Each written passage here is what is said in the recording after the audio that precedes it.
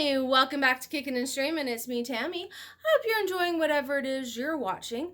I'm back with another film review of a classic horror story that has been reimagined for the 21st century. Now I'm talking about the film Invisible Man. It stars Elizabeth Moss and Aldous Hodge, and it comes out this Friday. So, this story was originally written in 1897 by H.G. Wells. And it's the story of a not quite mad scientist named Griffiths who has accidentally turned himself invisible and can't turn himself back to being visible. Okay? So, fast forward 100 and some odd freaking years, 120 plus? Yeah, that sounds about right.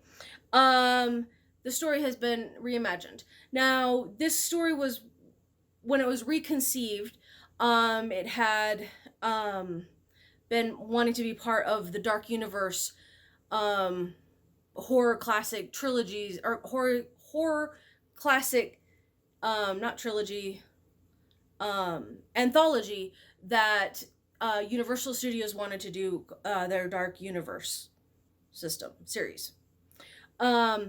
However, when The Mummy starring Tom Cruise came out and failed miserably, all of the plans were canceled.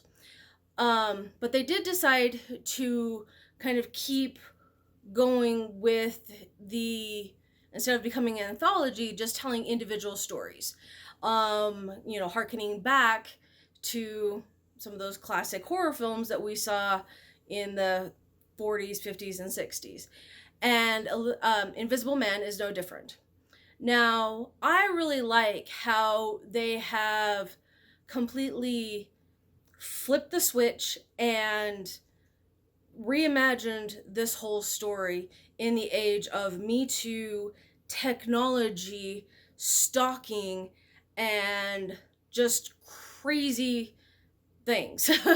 So the story stars Elizabeth Moss, who, in the very opening moments of the film, is fleeing an abusive spouse. And, the absolute terror that she's feeling by she's unable to escape him, and the hold that he has on her life, and the total gaslighting that he does to her. She finally is able to escape, and then she thinks that he's killed himself. And so she's starting to kind of branch out and try and move forward and get on with her life. And then things start happening, and she realizes that she might not actually be alone, and that she's actually being stalked by a crazy ex. Now, if that's not horror inducing, I don't know what is. Now, I have issues watching horror films, just because I often watch them like this, and this film was no exception. There was even a scene where that not only did it scare me, I squealed out loud because I'm that big of a chicken. Yeah. Anyway, the thing though that I found very intriguing about this, now this had a lot of slow pacing, a lot of long shots, a lot of slow buildup, and you never knew when something was going to happen. Like, sometimes these long takes would amount to nothing, and sometimes it was a short take that really, created oh my gosh, what was going on? So one of my biggest fears, I think, is being told that you're crazy and not being able to prove that you're not. And that's what Elizabeth Moss's character, Cecilia, faces. She is accused of killing her sister and getting put into a mental institution, and she can't fight it. She can't prove that she's innocent because no one can see the person who's stalking her. So, yeah, I think that they did a fantastic job reimagining and creating that twist that really kind of went, oh my gosh, seriously? I did not see that coming. Um, and then there's parts that you're like, oh yeah, I totally saw that coming. But I liked how they did it. So, they say that there's no original stories, and that's probably true. And I think that's why when a reimagining is done well, it really can stick with you. So, it definitely did that. This film did have one of those, my pet peeves in films I've seen of late, especially in this horror, suspense, thriller, um,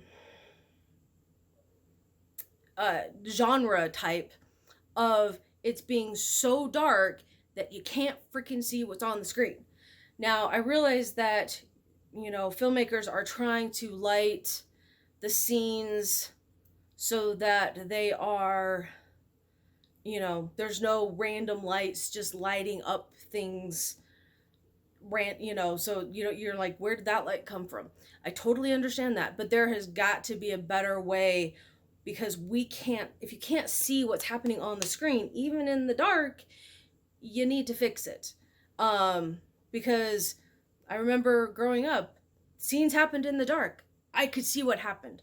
I'm not sure if it's a technology thing, if it's an editing thing, editing choice, I don't know, but it is one of my biggest pet peeves, because yeah, you want to be able to see what's on the screen, even when you don't. You want to be, feeling that claustrophobia, but instead it's just sometimes a shade of gray. Not good cinematography.